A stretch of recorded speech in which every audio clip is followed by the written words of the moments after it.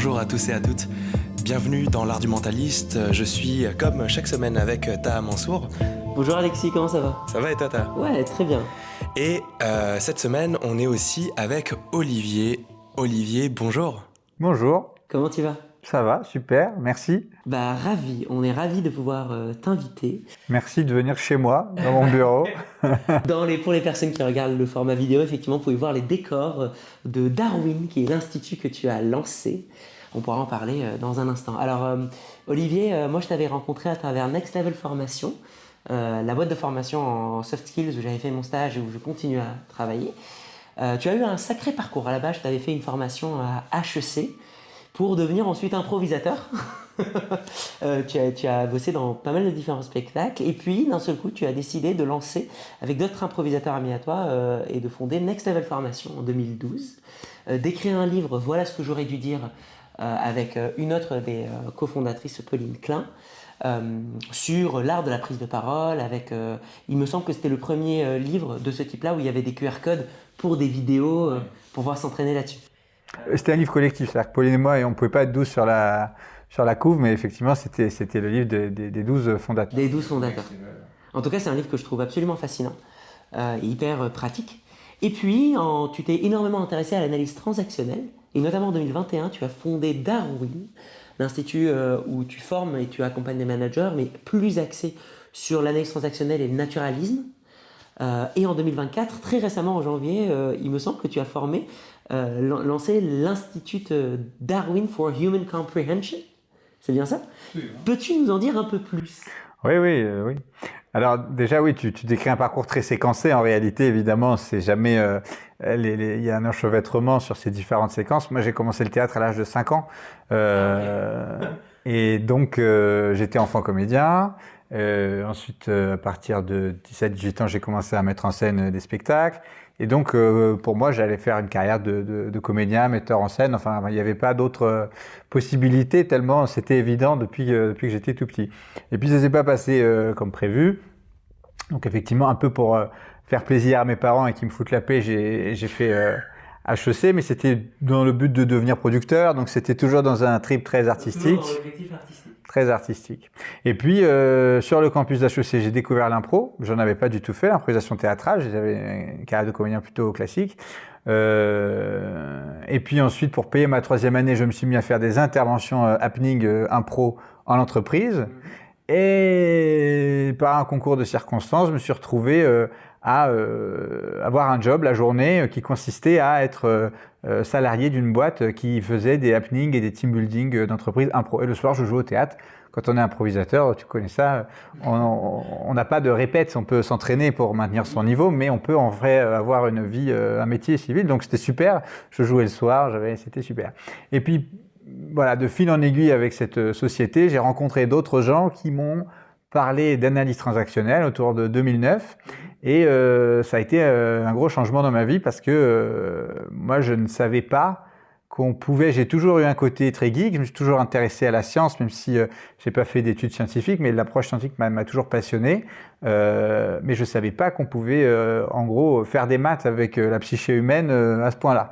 Et l'analyse transactionnelle, c'est l'approche qui va, à ma connaissance, le plus loin possible dans l'objectif de théoriser dans un même corpus tout ce qui peut se passer à l'intérieur d'un être humain dans sa structuration, donc depuis l'embryon, voire même avant, jusqu'au jour où il est devant nous, ce qui peut se passer en communication, en interaction, et puis en groupe, en systémie. Donc dans un même corpus théorique, on va avoir une volonté de décrire de manière la plus précise possible et la plus scientifique possible tout ce que des êtres humains peuvent penser, dire, ressentir et faire ensemble. Alors, on a déjà eu des épisodes où on avait parlé un peu d'analyse transactionnelle avec Eric Berne, avec le triangle de Karpman et d'autres phénomènes. Mais toi qui es expert, comment est-ce que tu définirais rapidement l'analyse transactionnelle et quelles seraient les différences avec, par exemple, de la psychologie ou de la sociologie? Alors, l'analyse transactionnelle, elle a, c'est une branche de la psychologie dans sa dimension où elle étudie les individus, et c'est une branche de la cybernétique quand elle s'intéresse au groupe, à l'analyse des groupes humains. Donc, elle n'est pas différente. Comment définir l'analyse transactionnelle? j'ai un peu commencé. L'analyse transactionnelle, c'est une branche aux confins de ces deux disciplines, donc la psychologie et la cybernétique, qui s'intéresse à essayer de décrypter avec le plus de précision possible, le plus de prévisibilité possible, comment des individus vont se comporter seuls, à deux, en communication à 3-4 ou carrément dans des groupes. Avec l'analyse transactionnelle, on peut analyser et mapper des flux d'une entreprise. Ça peut être d'une boulangerie, je peux travailler avec des grands groupes, mais on pourrait aussi le faire avec la France, l'Europe. Enfin, il n'y a pas de limite particulière à la taille d'un groupe qu'on peut analyser. Donc, finalement, l'analyse transactionnelle, c'est déjà ce défi d'essayer de formaliser tout ce qu'on peut observer, parce que comme c'est une science, on part toujours de ce qui est observable, très empirique, très observable, et d'essayer de remonter la chaîne des processus pour essayer de comprendre qu'est-ce qui s'est passé et de là où ça part. C'est là où le fondateur de l'analyse transactionnelle, Eric Berne, était non pas en conflit, mais en tout cas en déférence vis-à-vis de Freud, parce que Freud cherchait l'inconscient globalement dans les rêves ou dans des actes manqués ou dans des choses qui finalement pouvaient avoir une dimension interprétative forte. Berne ne disait pas qu'il ne se passait rien dans les rêves, par contre il disait qu'il se passait plein de choses dans les mots et dans les postures, et que ça c'était quelque chose de matériel, donc ce qu'on appelle les transactions, c'est l'unité de langage. Bonjour, bonjour, c'est une transaction. Donc l'analyse transactionnelle, à proprement parler, c'est l'analyse des transactions, et l'idée c'est de dire que en observant et en écoutant ce que des individus expriment ou un groupe fonctionnait, on peut remonter la chaîne des causes et des conséquences pour récupérer des éléments inconscients. Donc, pour un individu, ça va être ses croyances et son système de valeurs. Pour un groupe, ça va être sa culture et ce qui le rend singulier des autres. On va pouvoir récupérer finalement, c'est un aller-retour permanent entre le contingent, ce qu'on peut observer, et le fondamental, ce qui est plus caché et qui, on va dire, la partie immergée de l'iceberg. C'est quoi le lien, Olivier, que tu fais entre le moment où, ça y est, tu te formes à l'analyse transactionnelle et juste avant ce que tu décrivais dans le théâtre, l'improvisation, etc. Parce qu'on dirait que, tu vois, tu fais du théâtre, tu fais du théâtre, tu fais du théâtre. À un moment, tu fais du théâtre en entreprise et à un moment, bam, tu te formes en analyse transactionnelle. Comment ça se fait, en fait, qu'à un moment, il y a eu cette envie de... Ça s'est fait très progressivement. J'étais donc jeune salarié de cette entreprise de théâtre d'entreprise, et puis on faisait des team building je me rappelle, pour un grand groupe agroalimentaire, et il y avait un coach management qui ne faisait pas partie de notre entreprise, mais qui était là pour donner les cours. Et donc comme j'avais à l'époque 24-25 ans, donc j'avais été envoyé faire la même formation dans toute la France. Elle durait 2 jours, j'ai dû la faire 30 fois. Et donc il y avait...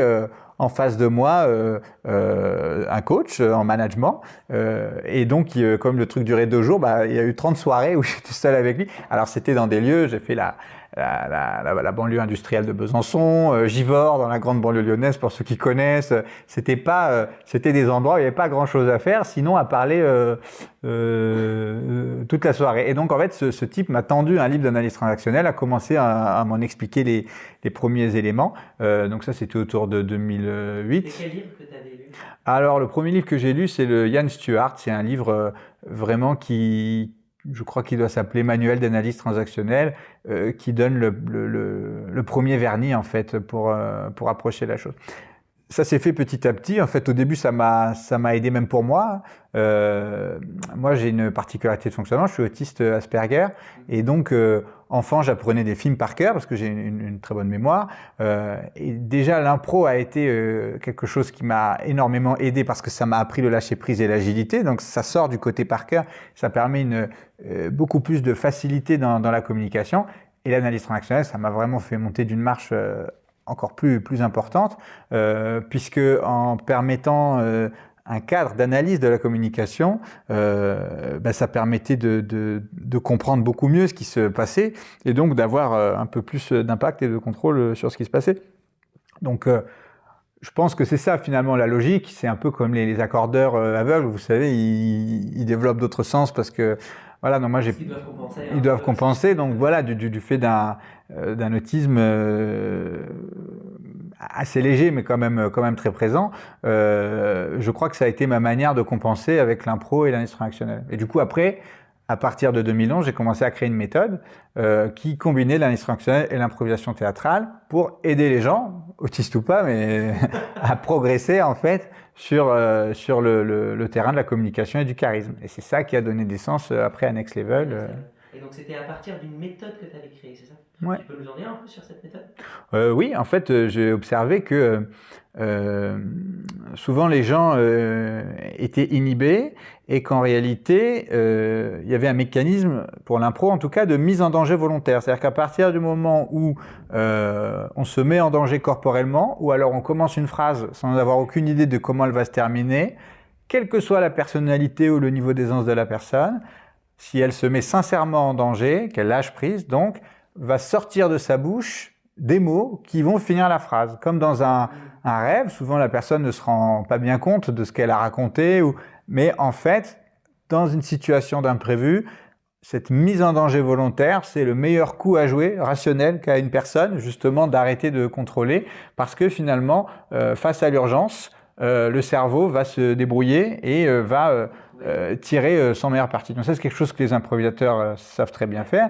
J'ai appris après en neurosciences par les travaux de Stanislas Dehaene que la mise en danger volontaire accélérait le délai de transmission synaptique. Donc en gros, la vitesse de communication des différents synapses. Donc ça fait longtemps, hein, d'ailleurs, dans le mot réparti à repartir. Donc c'est même depuis très longtemps, les gens savent qu'il faut à un moment se mettre en danger pour repartir. Sauf que j'avais observé qu'il y avait une manière, il y avait un protocole, que si on suivait des étapes de cheminement et des exercices très précis qui amenaient justement à se lâcher prise, les gens pouvaient faire l'expérience de se lâcher prise et qu'à chaque fois qu'ils allaient recommencer à faire cette mise en danger volontaire et donc à démarrer des phrases sans savoir comment ils allaient les terminer, en fait, ça marchait à tous les coups. Et donc si ça marche à tous les coups, c'est pas un coup de bol. Si c'est pas un coup de bol, ça veut dire que je peux le refaire. Le problème, c'est que les gens dans l'improvisation théâtrale, moi je voyais des improvisateurs qui arrivaient super bien à faire ça sur scène, et ils étaient incapables de faire ça dans leur vie. Tout simplement, ouais, parce qu'ils n'avaient jamais fait le lien en fait, ils ne pensaient pas que c'était possible, ils n'avaient jamais pris le risque. Et du coup, l'idée a été de créer une méthode dans laquelle non seulement on enseigne des techniques d'impro, non pas pour être bon comédien, mais pour entraîner la gymnastique de lâcher prise, et ensuite mettre des situations de la vie de tous les jours ou professionnelle dans lesquelles la personne allait pouvoir faire ses gammes et prendre les risques qu'elle n'aurait jamais pris. Face à un entretien de vente, face à une situation problématique dans le métro, face à un commerçant, face à un entretien professionnel. Et la brique qui manquait, c'était l'analyse transactionnelle. L'analyse transactionnelle, c'est une méthode extrêmement pointue en psychologie et l'avantage, c'est qu'elle a à cœur d'employer des mots simples. Vous voyez, en psychanalyse, par exemple, on dit le moi, le surmoi, le ça, pour parler des états du moi. En analyse transactionnelle, on parle du parent, de l'adulte et de l'enfant. Globalement, c'est les mêmes notions, sans rentrer dans les détails. Mais au moins, l'image est très claire et visualisable. L'image est claire. Évidemment, l'état du moi parent en analyse transactionnelle n'a pas beaucoup de rapport avec le fait d'être père de famille et d'avoir des enfants. Mais le mot parent est simple et en analyse transactionnelle, on essaie de donner accès au maximum aux gens à la compréhension. Alors, les mécanismes sont compliqués, mais au moins on les vulgarise au maximum pour ne pas créer de distance finalement avec nos clients. Par exemple, en analyse transactionnelle, même dans le champ thérapeutique, on n'appelle pas les gens qu'on accompagne nos patients, on les appelle nos clients parce que finalement ils viennent aussi, on assume d'être une forme de service par notre étude poussée des fonctionnements humains, on les comprend. En tout cas, c'est notre expertise de les comprendre au maximum. Et du coup, en ce sens, offrir une clarté, c'est un service. Donc, il n'y a pas de raison de s'inventer ou d'aller trop dans la rhétorique du patient. J'ai l'impression qu'il y a aussi quelque chose de vous leur donner les clés pour en fait que eux-mêmes aussi puissent reprendre contrôle de leur vie. C'est-à-dire qu'il n'y a plus la dépendance du « j'ai besoin de mon thérapeute pour pouvoir avancer », mais c'est mon accompagnant. Et j'ai l'impression que c'est un peu similaire avec ce qui est parfois fait en hypnose aussi, sur ce côté-là de en fait, tu n'as pas besoin de moi, moi je vais te donner les clés pour, toi tu les prends ces clés pour avancer. Absolument. Le but de l'analyse transactionnelle, c'est ce qu'on appelle l'autonomie. C'est vrai pour un groupe, c'est vrai pour un individu. En vrai, un individu est un système composé de plusieurs systèmes. Donc, en réalité, c'est pour ça qu'on arrive à traiter du même framework théorique pour parler des groupes et des individus. Au global, tout ça, c'est des systèmes qui s'empilent. Et effectivement, le but du jeu, c'est que les systèmes sont créés pour la santé. Et normalement, ils sont censés être autonomes. La nature n'a pas besoin d'intervention humaine tout le temps. Parfois, elle a besoin, mais elle doit toujours être précise, efficace, courte, enfin le maximum. Et donc, ça, c'est vraiment les valeurs de l'analyse transactionnelle dans lesquelles moi, je me retrouve totalement. Quand tu dis courte, Olivier, c'est combien de temps, juste pour qu'on ait une idée? Alors ça dépend, mais en analyse transactionnelle, le but du jeu, c'est déjà qu'on peut aider énormément une personne en une dizaine d'heures. Oui, moi je pense largement que juste donner un petit peu les clés de la grille de lecture, déjà ça Ouais. éclaire énormément pas Ouais. mal de choses. Et après, quand on accompagne un groupe, là, ça peut être une entreprise plus grande qui fait plusieurs centaines de personnes, ça peut être un peu plus long, mais en tout cas, il n'y a jamais cette idée de dépendance à l'aidant. Et en analyse transactionnelle, il y a toujours cette logique de contrat, c'est-à-dire qu'à tout moment, on doit spécifier qu'est-ce qu'on attend du travail qu'on est en train de faire ensemble. Avec des objectifs et avec des KPI, c'est-à-dire un contrat clair et la manière de relever les compteurs, c'est-à-dire qu'est-ce qui ferait que c'est réussi et comment on pourra le savoir. Et donc, avec un analyse transactionnelle, l'idée, c'est que vous êtes toujours sûr de savoir qu'est-ce que vous êtes en train de faire au moment où vous l'êtes. Au final, l'analyse transactionnelle, aujourd'hui, elle est intégrative, c'est-à-dire que même le monde de la psychologie est intégratif.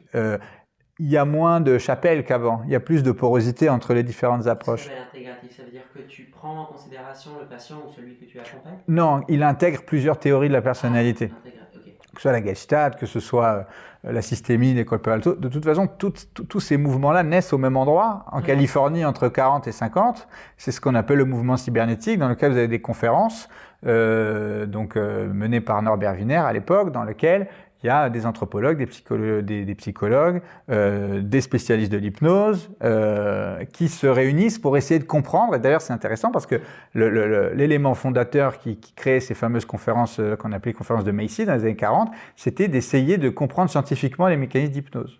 Au final, Freud, il est rentré par l'hypnose, Charcot, Janet, c'est-à-dire que tous les grands noms de la psychologie ont commencé, avec l'hypnose. sont partis sur la question de l'hypnose. C'est assez fascinant parce que même après, si on fast-forward un peu jusqu'aux années 80-90 avec la naissance de la PNL, c'était pareil la même chose avec Richard Bandler et John Grinder qui se sont vachement intéressés aux pratiques d'Erickson et à l'hypnose en général et essayer de systématiser mais d'une autre manière. Absolument. Erickson, c'était la caution hypnose dans les conférences métiers donc des années 40. Donc en fait, tout ça, et Eric Berne était un élève d'Erickson. Donc tout ça part en fait de cette espèce de microcosme californien en gros entre 40 et 55-60.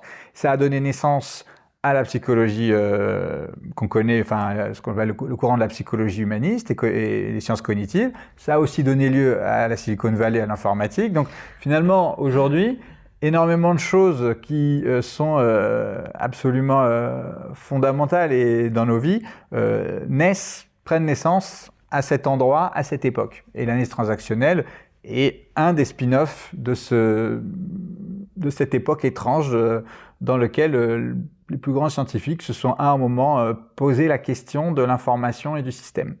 Ah, génial.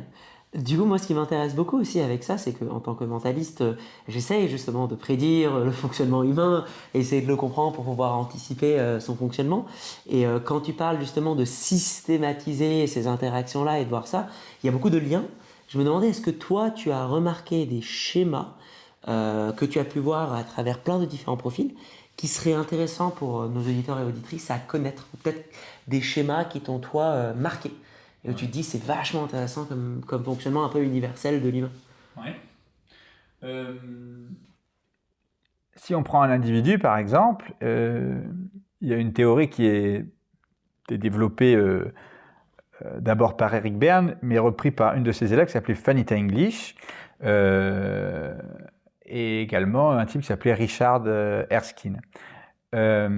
C'est la théorie du circuit des sentiments parasites, ce qu'on appelle aussi racket system.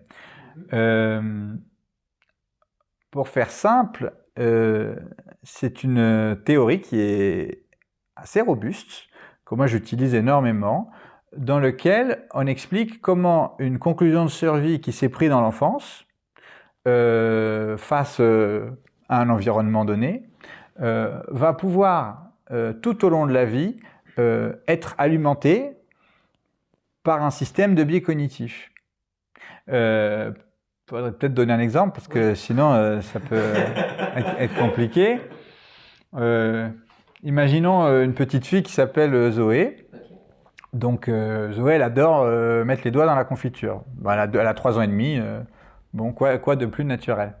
Donc ça, c'est l'énergie spontanée, l'état du moi enfant. Je suis Joé, je vois la confiture, je me dis que ça a l'air sympa au toucher, j'ai envie de voir ce que ça fait quand je mets mes doigts là-dedans. Absolument. Ok. Et Oui. Oui. un enfant absolument spontané, libre, comme on peut être chez les jeunes enfants. Et puis, Zoé, elle va se confronter à un problème. C'est sa maman qui lui fait comprendre que c'est interdit. Si la conclusion de survie, c'est ce qu'on appelle une impasse d'autorité, elle est prise en impasse entre son envie de mettre les doigts dans la confiture et l'autorité, c'est une conclusion qu'on appelle non harmful. Elle va pas être problématique pour le futur de Zoé, parce qu'on est obligé de se construire finalement face à un cadre, face à une autorité. Donc si je comprends bien, en gros, c'est ma mère, moi je suis Zoé, ma mère qui vient me gronder, il y a un déséquilibre émotionnel entre ça me fait plaisir Ouais. et en même temps j'aime pas le fait que je me fasse gronder. Absolument. Pour sortir de l'impasse, Zoé va créer donc ce qu'on appelle une conclusion de survie. Par exemple, elle va dire « je mettrai les doigts dans la confiture, mais en cachette ». En ce sens, elle va résoudre le problème de l'impasse d'autorité. On a tous et toutes nos petites stratégies. Là où c'est plus problématique, c'est si le message qui vient de l'autorité n'est pas juste c'est interdit, mais il se joue dans la relation. C'est-à-dire, imaginons que sa mère lui dit « Zoé, tu es sale, tu me fais honte. Tes frères et sœurs sont propres. » Et toi, Pour donc, lui dire, en fait, arrête de mettre les doigts. voilà, c'est plus c'est interdit, c'est tu es sale. À ce moment-là, Zoé, elle a une impasse existentielle, parce que d'un côté, elle a une envie d'expression, son besoin d'expression irrépressible de mettre les doigts dans la confiture, mais de l'autre, elle a besoin de la reconnaissance positive de sa mère, et elle est en situation de dépendance, c'est un monopole. Il n'y a pas d'autre, elle peut avoir son père, mais globalement... Et donc là, vous êtes dans une impasse existentielle, puisque on ne peut pas à la fois... si on ne sort pas de l'impasse, en fait, on est vraiment pris en tenaille. Si je suis une enfant spontanée, alors, mais je ne peux pas être autre chose, j'ai 2 ans et demi, et en même temps, je ne peux pas me passer de la reconnaissance de mes parents. Donc à ce moment-là, Zoé va créer une conclusion qui peut... c'est-à-dire que si on l'observe, elle peut ressembler énormément à la première, elle va mettre les doigts dans la confiture en cachette, sauf que pour sortir de cette impasse, elle va se raconter que c'est une petite fille qui effectivement est sale, mais qui doit le cacher. C'est-à-dire qu'elle a introjecté, elle a pris sur elle l'injonction de sa maman, tu es sale, et donc elle va en faire une croyance identitaire sur elle-même. Est-ce que c'est comme s'il y avait du coup une association entre l'action et la projection qui a été faite par sa mère entre le « je mets mes doigts dans la confiture et tu es sale » et donc elle, ce qu'elle a construit dans sa tête, c'est « je mets les doigts dans la confiture, donc je suis sale et du coup ça devient une partie de mon identité ». C'est pas toujours aussi simple, parfois c'est beaucoup plus tricky, mais on voit vraiment qu'il y a un mécanisme de balancier. C'est-à-dire qu'il y a une instance qu'on appelle petit professeur, encore une fois, on aime prendre des mots simples, mais qui va en fait créer des règles de gestion, qui va essayer d'équilibrer.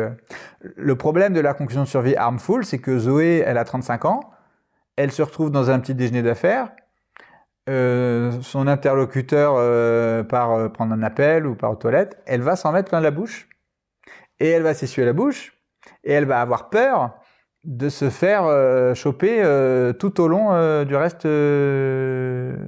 du petit déjeuner. Alors l'autre, il se rend compte de rien, hein, il revient, Zoé, elle est dans son film en fait. Sauf qu'il va s'apercevoir que dans la deuxième partie, Zoé, elle a du mal à faire des phrases sharp. En fait, son esprit est pollué par la peur de se faire choper. Donc à travers ce mécanisme de peur de se faire avoir, elle rejoue en fait la honte initiale qui la remet en symbiose, c'est-à-dire dans son schéma familial avec sa mère. Voilà un système qu'on appelle un pattern, qui est absolument central pour comprendre et aider des gens. En général, quand les gens butent dans leur vie ou ont un sujet répétitif, c'est-à-dire on voit des boucles dans lesquelles ils se retrouvent toujours au même endroit, avec des émotions. Donc chez Joé, c'est la honte, mais de honte, de culpabilité, de colère excessive, et qui a un côté récurrent. Souvent, c'est la trace d'une conclusion de survie. Et comment réussir à aider la personne ? Il faut remonter la chaîne des causes-conséquences pour arriver à trouver le scénario initial. Et ce n'est que quand Zoé a 35 ans, elle s'aperçoit qu'en fait, elle n'est pas sale. Elle s'est raconté cette histoire pour pouvoir sortir de l'impasse et qu'en fait, aujourd'hui, elle est plus en dépendance de l'amour maternel. Et peut-être déjà qu'elle ne manquait pas d'amour maternel, que c'était juste de vieilles méthodes d'éducation et qu'il n'y avait pas de mal fondamental, mais qu'en plus, la nature gère les besoins de base de manière très pragmatique. Si vous prenez la faim, si on peut manger en bonne quantité, en bonne qualité, on le fait. Si on ne peut pas, on mange ce qu'il y a. Donc c'est exactement pareil avec la reconnaissance.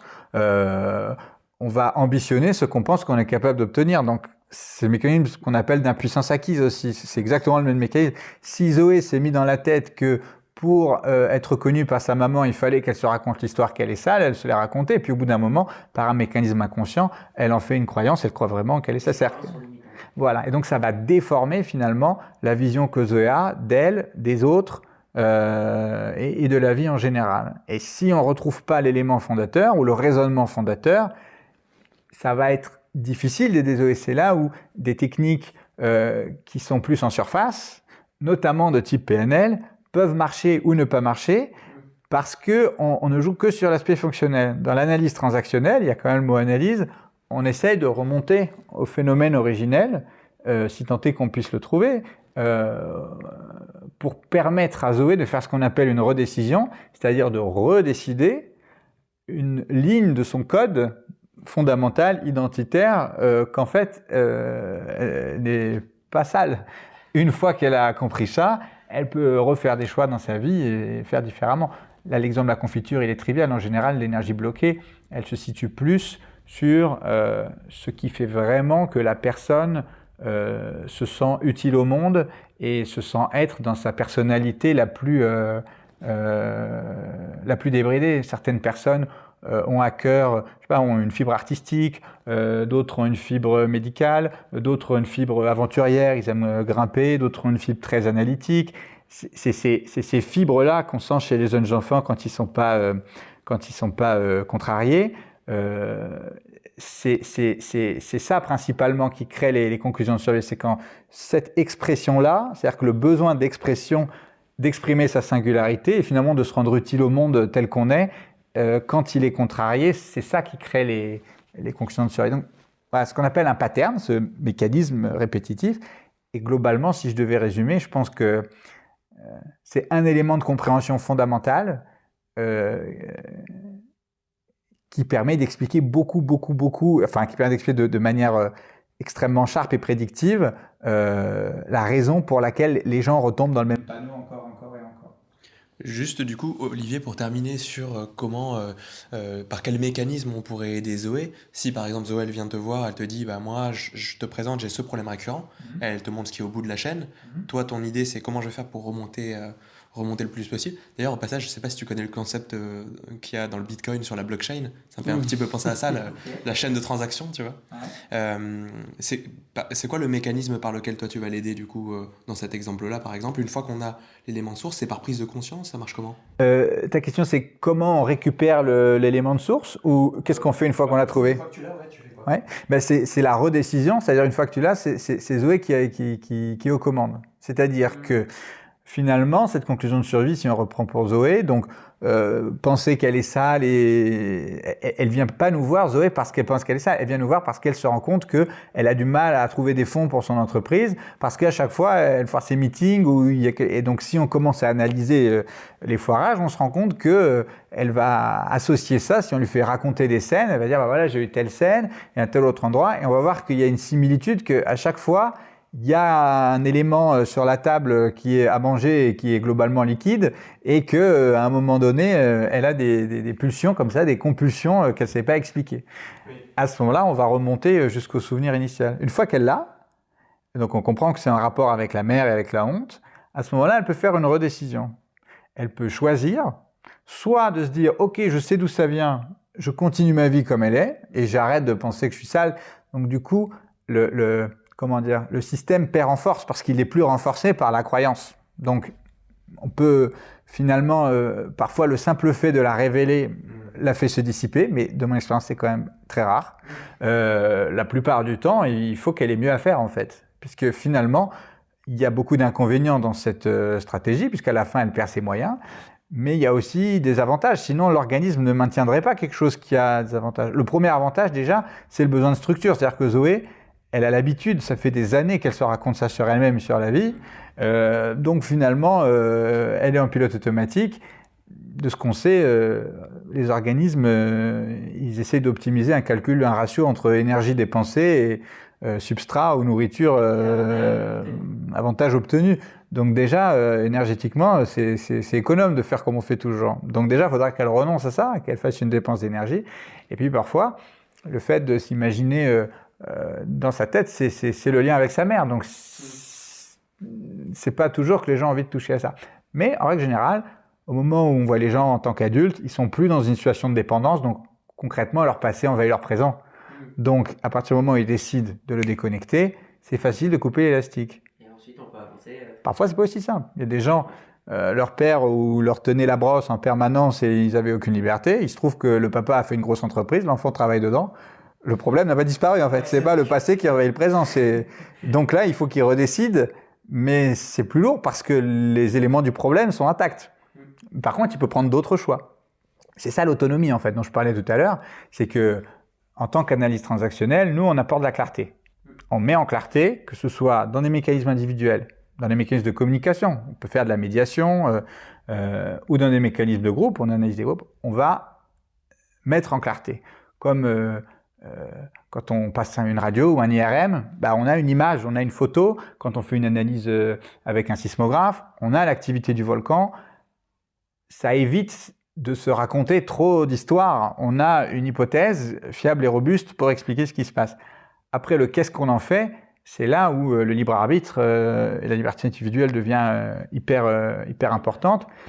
Et là, je dois presque dire que dans cette dimension ensuite de qu'est-ce qu'on en fait, les analyses transactionnelles ne se différencient pas beaucoup des autres praticiens de leur domaine. Ils essayent d'y aller doucement, de créer un partenariat avec la personne, de la laisser autonome dans ses choix, de la sécuriser. Après, c'est une rencontre. Je crois que ce qui fait la spécificité de l'analyse transactionnelle, c'est la dimension analytique, justement. C'est le fait d'aborder les dynamiques humaines, qu'elles soient individuelles ou collectives, avec une ambition de clarté dont je ne connais pas d'autres disciplines plus ambitieuses dans ce domaine. Et donc ça, en soi, moi, de mon expérience, c'est ça que les gens viennent chercher en fait chez moi et à travers mon équipe, c'est de la clarté sur les fonctionnements. La clarté. J'ai l'impression que cette question-là, justement, de recherche de clarté et de redécision, dont tu as parlé, j'ai l'impression que c'est quelque chose qu'on retrouve pas mal dans la fiction, notamment dans les personnages qui savent pas trop sur leur lignée, d'où ils viennent, etc. Et ils ont l'impression qu'ils ont un comportement, je prends par exemple, je sais pas moi, Pirates des Caraïbes avec le personnage de... Jack Sparrow non, justement pas Jack Sparrow, l'autre, celui qui William Turner, exactement. Ouais. Qui est pas trop sûr, qui déteste les pirates, mais il comprend pas pourquoi. Il apprend que son père était pirate et ça le traumatise. Et au moment où il apprend ça, il a un choix à faire. Ouais. Et j'ai l'impression que ce mécanisme-là, comme tu parlais, est vraiment autour de je cherche l'endroit d'où je viens ou pourquoi ça. Ouais. Et le seul fait de le savoir, déjà, c'est un nouveau pas pour moi. Ouais. Pour pouvoir avancer. En fait, comprendre comment on en est arrivé là. L'information a en elle-même une vertu, elle ne guérit pas toujours, mais elle est toujours utile en soi. Finalement, les organismes vivants, ils suivent des règles universelles. Le principe même de la cybernétique, d'où parle l'analyse transactionnelle, c'est l'analyse des systèmes vivants et l'autosimilarité entre les différentes formes, entre les différents systèmes. Donc, quand on parle d'un système, ça peut être le système solaire, le système immunitaire qui fait la police dans le corps, une boulangerie, c'est un système. À partir du moment où il y a un groupement de matière qui a une fonction donnée, il faut qu'il y ait une fonction. Si on n'a pas de fonction, on tourne en rond, c'est difficile. Une boulangerie vend du pain. Et moi, c'est toujours... et le système immunitaire, il fait le ménage dans notre corps et il traque les virus et les intrus, comme une police. On va retrouver beaucoup de similarités entre le fonctionnement d'une police telle qu'on les connaît chez les humains et le fonctionnement du système immunitaire tel qu'on peut l'organiser, parce que c'est une fonction de police qu'on va retrouver dans la nature à plusieurs endroits. Ce que je veux dire par là, c'est que quand on fait l'analyse transactionnelle ou de la cybernétique, peu importe si c'est par quelle approche, on finit un peu par voir le monde comme un documentaire animalier, quoi. Donc parfois, c'est un peu schizophrène par rapport à ça. Alors regardez comment cet être se déplace dans la rue. Et c'est toute la difficulté parce qu'on est à la fois dans le système, à la fois en dehors. Mais en tout cas, c'est l'idée d'offrir cette clarté. Et si vous prenez par exemple une plante, c'est pas très différent de ce qu'on a dit. La plante, elle essaye de pousser, de voir la lumière, donc c'est comme l'expression Zoé qui veut aller vers mettre les doigts à la confiture, mais on peut aussi exprimer sa singularité, son expression. Et puis, si tout se passe bien, elle va pousser droit, mais il peut y avoir un caillou. Donc, elle va faire un coude. Donc, si elle fait un coude, c'est la conclusion de survie. C'est-à-dire qu'elle va réussir à voir la lumière, mais c'est plus énergivore, un coude. Donc, les feuilles, elles vont peut-être être moins jolies. En tout cas, le chemin va être plus long, donc il y a besoin de plus d'énergie. Si vous retournez la plante, je ne sais pas si vous avez déjà vu ce que ça fait, elle va retourner pour aller voir la lumière. Donc, en fait, on analyse cette force de vie qu'on appelle la physis, qui essaye de pousser vers la lumière. Et finalement, cette force, c'est l'expression de sa singularité et quelque part dans notre fonction naturelle. Ça, c'est mon sujet d'étude principal que je fais avec mon institut de recherche, le Darwin Institute. C'est d'essayer de comprendre et de modéliser les différents chemins de vie, les différents, en anglais on dit compelling purpose, donc les missions irrésistibles qu'on a tous et toutes, et d'essayer de les identifier, de les cartographier pour voir comment l'espèce humaine répartit ces différentes missions. Imaginons qu'on faisait, je ne souhaite pas, un crash d'avion, et ben au bout de 4-5 jours, et qu'on survivait sur une île déserte par exemple, au bout de 4-5 jours, tout le monde retrouverait sa mission naturelle, son compelling purpose. L'un irait pêcher, l'autre construire un truc bien solide, l'autre irait chercher du bois, l'autre s'occuperait des enfants. On voit poindre comme ça des espèces de missions naturelles. Ce qui est intéressant dans ce concept, donc ce concept de chemin de vie, de mission, le premier à en avoir parlé, c'est Viktor Frankl, un des premiers élèves de Freud, et ensuite, ça a été repris notamment au sein de l'analyse transactionnelle par Fanny English. Moi, c'est vraiment mon sujet d'étude aujourd'hui. Chez plein d'espèces, notamment chez les mammifères qui vivent en meute, mais chez d'autres espèces, on voit qu'il y a des postes. Chez les fourmis, vous avez des ouvrières, vous avez même des médecins qui ont un antibiotique naturel dans la bouche, vous avez un certain nombre de postes, chez les abeilles aussi, chez les rats aussi, chez les humains. À travers ce compelling purpose, on peut réussir à retrouver la mission, on va dire, de l'espèce pour chaque personne, et de faire des computations pour essayer de comprendre combien on a de compelling purpose différents dans l'espèce. Pour l'instant, je suis à peu près à 70-80, mais on a testé plus de 300 personnes au sein de l'Institut, et donc là, on commence à avoir des recoupements, c'est-à-dire que de test en test, c'est rare d'en avoir un supplémentaire, non, mais on commence à avoir un échantillon, et le point commun entre tous ces compelling purpose, c'est qu'ils sont finalement nécessaires pour garantir la survie d'une espèce, et qui sont intemporels, et qui peuvent exister dans n'importe quelle culture. Vous allez retrouver par exemple quelqu'un qui a un compelling purpose de façonner des outils. En 2024, il va très souvent être ingénieur, ou il va bosser dans la tech, mais au Moyen-Âge, il aurait fait des arbalètes, voilà, un peu comme Léonard de Vinci, il aurait créé ses outils, et puis à la préhistoire, il aurait affûté des silex, il aurait inventé des lances. C'est le même archétype social qu'on va retrouver dans les histoires, dans les contes.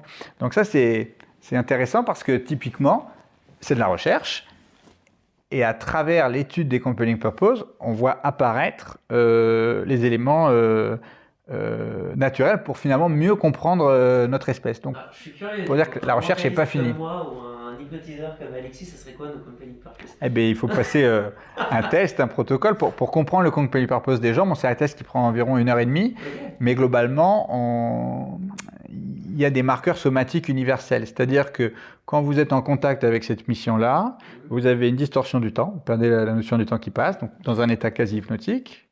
C'est un peu l'état du flow, là. Oui, mais pas que. Parce que le flow, ça peut aussi se passer, c'est en rapport aux besoins de stimulation. Vous êtes stimulé comme il faut. Alors que dans le compelling purpose, il y a une dimension de stimulation, donc on va retrouver effectivement la distorsion du temps, mais vous allez aussi retrouver un sentiment d'élan spontané. Il n'y a pas besoin de se chauffer ou de rentrer dans la tâche.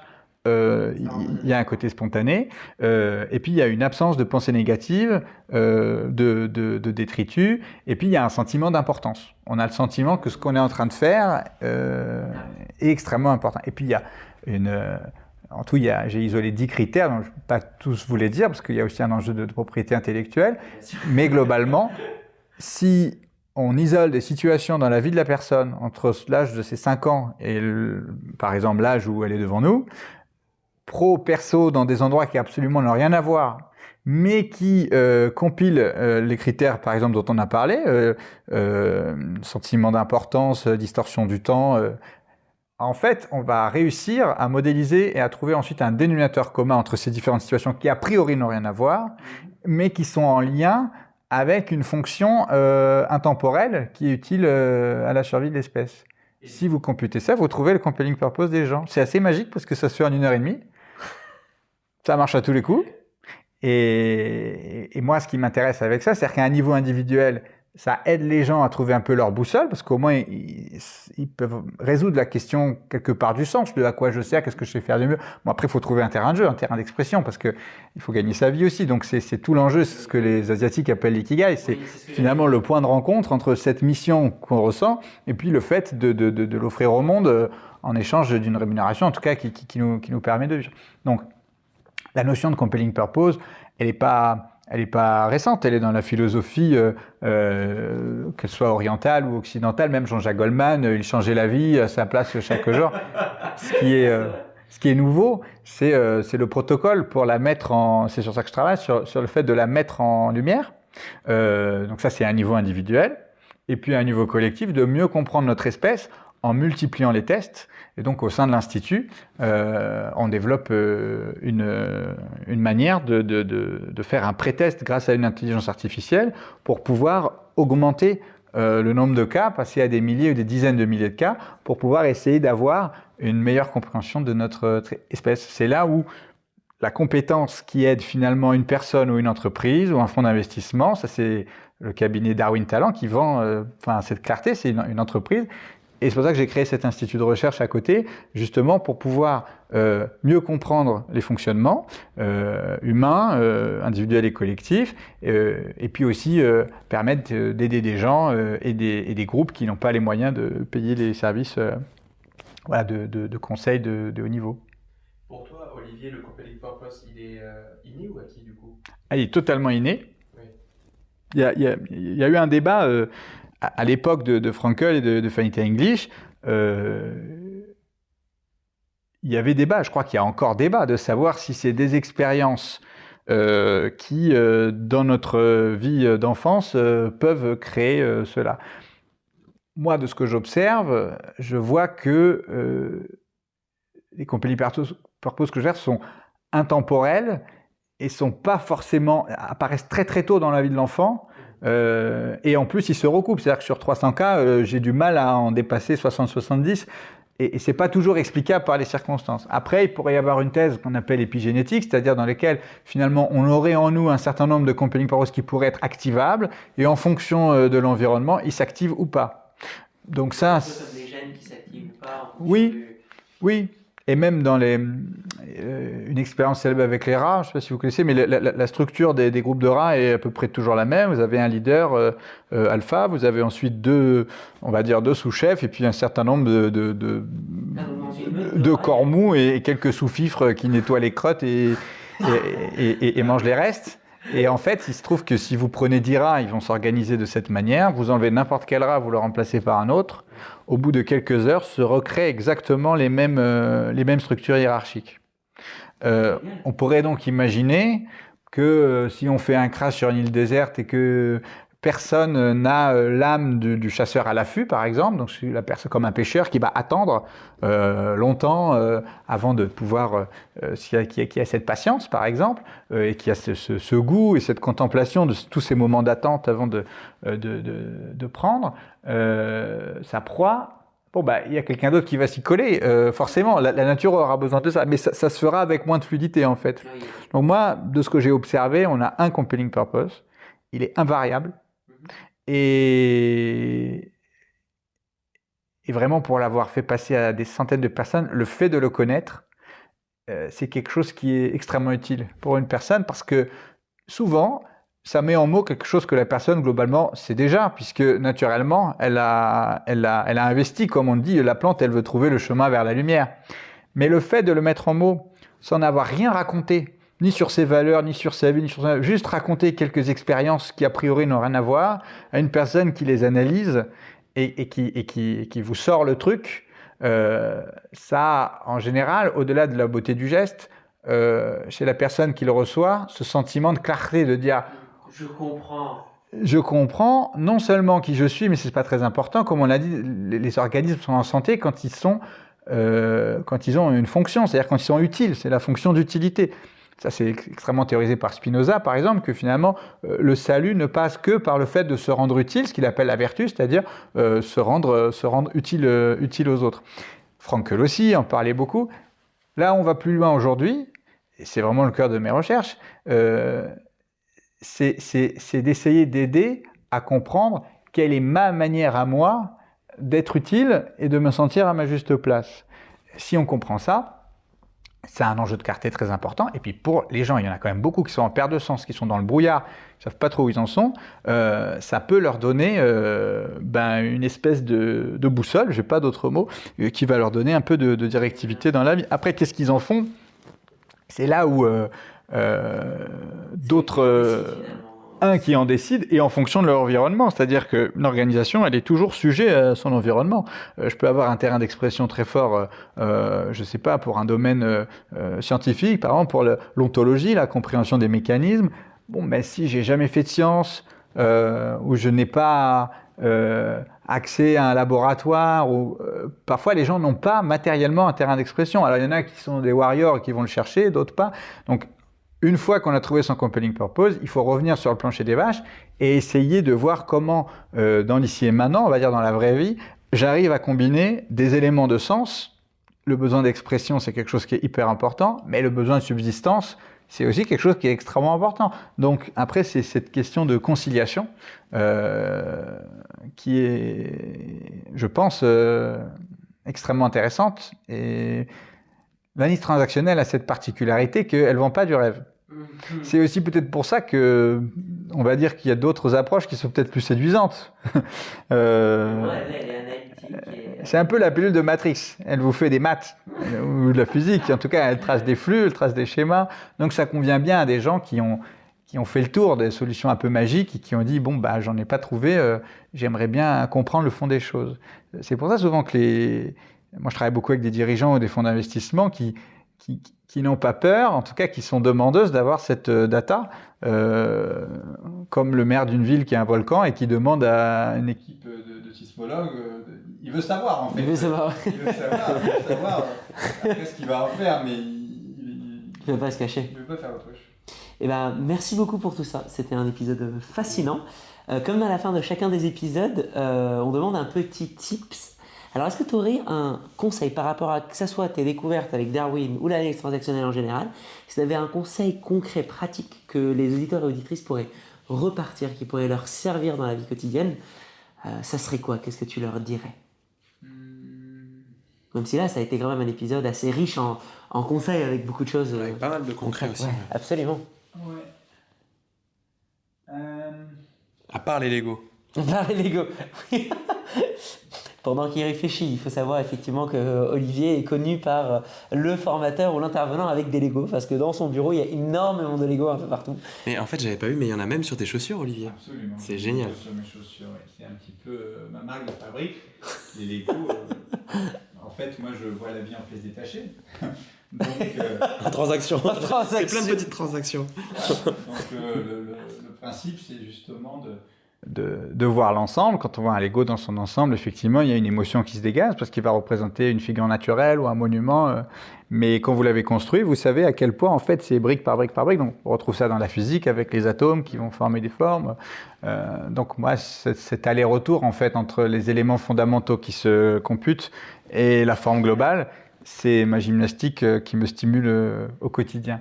Si je devais donner une chose particulière, il faudrait que... Je suis pas un homme de tips, hein.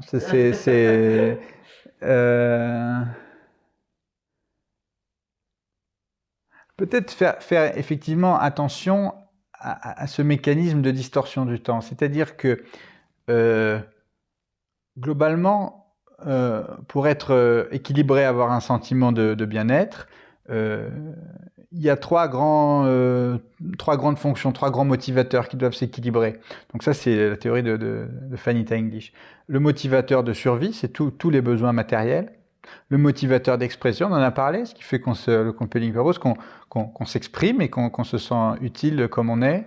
Et puis le motivateur de repos, de lâcher, d'être en contemplation de la nature, que ce soit à l'intérieur d'un groupe ou à l'intérieur de phénomènes naturels ou à faire des Legos et l'esprit s'évade, mais quelque part des moments où on n'est pas acteur, on est un peu spectateur de mouvements naturels, du cosmos. Si vous scrollez, en fait, vous n'êtes pas du tout dans un état dans lequel vous vous ressourcez. Et donc, c'est cette notion d'équilibre entre ces trois moments. Notre société contemporaine, elle a plutôt tendance à mettre l'accent sur la survie et le repos. On bosse dur pour gagner sa vie et on a des moments de vacances où on est censé avoir du repos. Et pour moi, le parent pauvre, c'est l'expression. Donc, si je devais donner un conseil, c'est d'essayer d'équilibrer votre temps. Dans la nature, les carences font autant de mal que les excès. Si vous prenez l'excès de nourriture, l'obésité, c'est un aussi gros problème que la famine et la carence. Donc finalement, c'est une notion d'équilibre. Et c'est pas mal d'avoir ça en tête. Beaucoup de gens, finalement, ont très peu d'ambition par rapport à leurs besoins d'expression. Alors, la question est de savoir comment on le trouve. On en revient sur le compelling purpose. Mais en tout cas, déjà, si vous isolez des situations récurrentes dans lesquelles il y a une distorsion du temps, vous perdez la notion du temps qui passe, vous avez l'impression que ce que vous faites est important. Dans ces moments-là, vous n'êtes pas ravagé par des détritus, des ruminations, des pensées parasites. Vous êtes juste le sentiment d'être à votre place. En fait, ça va vous faire du bien de passer au moins 2 heures par jour dans cet état. Et donc, sans l'ambitionner, c'est pas parce que si vous aimez chanter, c'est peut-être trop tard pour être chanteur et faire... mais déjà, même autour de vous, avec vos amis, c'est-à-dire prenez au sérieux finalement vos manières de vous exprimer au monde, parce que dans l'équilibre global, c'est quelque chose qui fait énormément de bien d'avoir une structuration du temps qui est bien partagée entre gagner sa vie, des moments de survie, des moments d'expression, on a l'impression d'être soi-même sans effort et de se rendre utile sans effort, et puis des moments de repos où justement on ne travaille pas, on est spectateur du vivant. Donc travailler à cet équilibre, je pense que c'est la chose la plus simple à comprendre et à faire, et la plus payante en termes de résultat global sur son bien-être. Eh bien, merci beaucoup Olivier. C'était un épisode vraiment très riche, très content de t'avoir reçu comme invité. Eh bien, à la semaine prochaine. À la semaine prochaine.